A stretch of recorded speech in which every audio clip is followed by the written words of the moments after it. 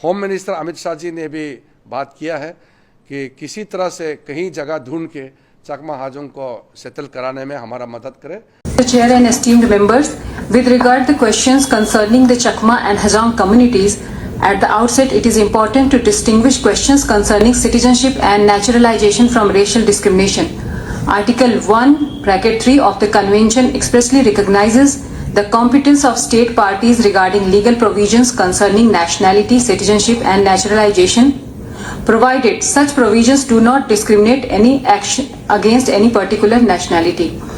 Application for Indian citizenship by members of the Chakma and Hajong communities are considered under the Citizenship Act 1955 and the rules framed thereunder. The applicable statutory requirements are of general application. They do not distinguish between applicants on ground of race, color, descent or national or ethnic origin, nor do they single out the Chakma or Hajong communities for differential treatment.